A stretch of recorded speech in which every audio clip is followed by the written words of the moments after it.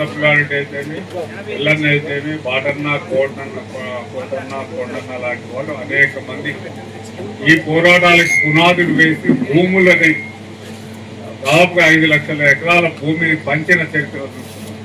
అంటే భారతదేశ వ్యాప్తంగా మనం చూసినట్టయితే వందలాది పోరాటాలు వివిధ రాష్ట్రాలలో, దేశవ్యాప్తంగా, రాష్ట్రవ్యాప్తంగా, స్థానికంగా, ముఖ్యంగా తెలంగాణలో రైతాంగ సాయుధ పోరాటం 1946 నుంచి 51 వరకు నిర్వహించి అనేకమైన విజయాలు సాధించిన చరిత్ర ఎర్ర జెండాకి ఉన్నది.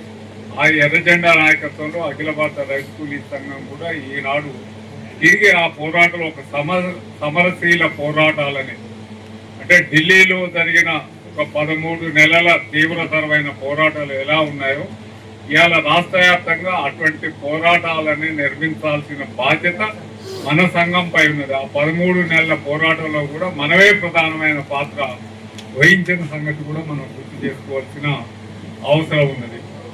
అఖిల భారత రైతు కూలీ సంఘం తన యొక్క స్పష్టమైన ప్రణాళికలో ఈ దేశంలో ఇప్పటికీ కూడా భూస్వామ్య వ్యవస్థ కొనసాగుతున్నది, సామ్రాజ్యవాదుల యొక్క దోపిడీ కొనసాగుతున్నది.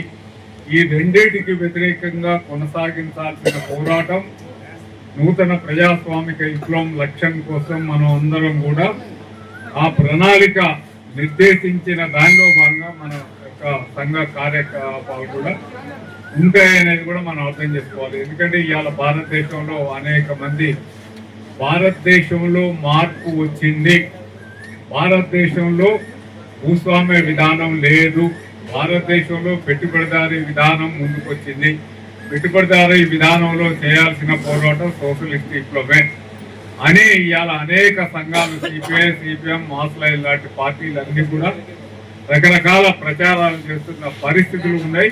ఈనాడు భారతదేశంలో ఎట్లా ఉన్నది భూస్వామ్య వ్యవస్థ అనేది కూడా మనం అర్థం చేసుకోవాల్సిన అవసరం ఉన్నది. ఎందుకంటే మనం నిర్దిష్టంగా భారతదేశ వ్యవస్థను గురించి సరిగ్గా అర్థం చేసుకోలేకపోతే మనం కూడా దుందుడుకుల పద్ధతిలో మావోయిస్టుల లాగానో, లేకపోతే సిపిఐ లాగానో, సిపిఎం లాగానో, మాస్లై లాగానో పొరపాటు చేసే అవకాశాలు కూడా ఉన్నాయి. కాబట్టి బాగా అధ్యయనం చేయాల్సిన అవసరం కూడా ఉంటుంది అనేది మనం అర్థం చేసుకోవాలి. కామ్రేడ్స్, భారతదేశం విస్తారమైన ప్రాంతం గల భారతదేశం. అంటే తూర్పు, పడమర, ఉత్తర, దక్షిణాలు మనం ఒక్కసారి భారతదేశాన్ని పరిగణలో తీసుకున్నట్టయితే 32,87,000 పైగా చదరపు కిలోమీటర్ల గల వైశాల్యం గల భారత భూమి. అంటే తూర్పు నుంచి దక్షిణానికి, తూర్పు బహుశా ఇటు ఉండొచ్చు, ఇటు నుంచి పడమరకి లెక్కేసినట్టయితే దాదాపుగా 2,02,333 కిలోమీటర్ల పొడుగు ఉన్నది.